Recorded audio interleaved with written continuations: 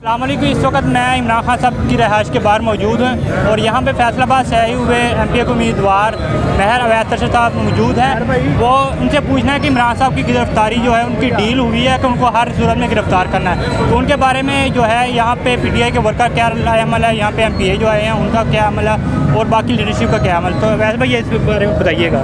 बिस्मिल्लाहिर्रहमानिर्रहीम।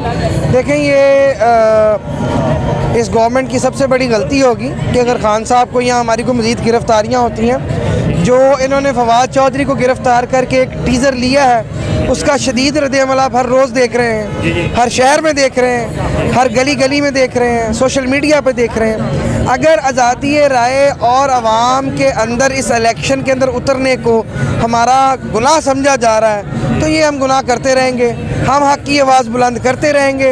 इन लोगों के साफ स्याह और सफ़ेद के अंदर हमारे स्याह सफ़ेद में बहुत फ़र्क है। और दूसरी बात जहाँ तक रह गई, आपने इसकी की है इकॉनमी की, तो जो गरीब मकाम मुहिम इन्होंने शुरू की है उसका कल का आपने असर देख लिया है। 25 रुपये डॉलर इन्होंने पिछले 24 घंटे में बढ़ा दिया है। क्या उसका असर अब आगे गुरबा पर नहीं पड़ेगा?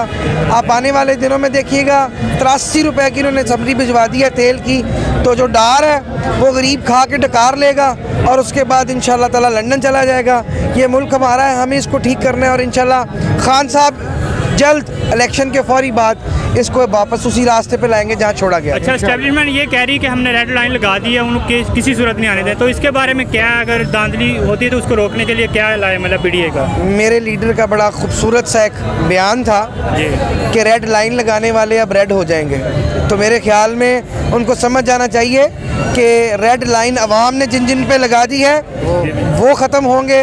ये रेड लाइन उनके कहने से नहीं लगेगी, ना ही खान ख़त्म होगा। ये अल्लाह मियाँ ने, ही इज़ द चोज़न वन, ये उनको समझ लेना चाहिए कि खान चोज़न वन है उस ज़ात की तरफ से जिसका उसने इस्लामोफोबिया का, हमारे नबी सल्लल्लाहु अलैहि वसल्लम का, जहाँ पूरी दुनिया में उसने 500 साल बाद कफ़ार में खड़े होके, दूसरे मुल्क में खड़े होके हमारा अलम बुलंद किया।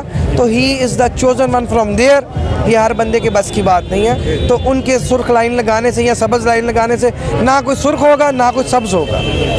तो ये हमारे साथ PTI के MPA मौजूद थे, उन्होंने जिस तरह के बड़े वाज़ेह में कहा कि हम जो है इमरान साहब को हर सूरत लेकर आएंगे और इनकी अगर ये भूल है कि धांधली से वो इन पर रेड लाइन लगा देंगे तो अवाम ऐसे नहीं होने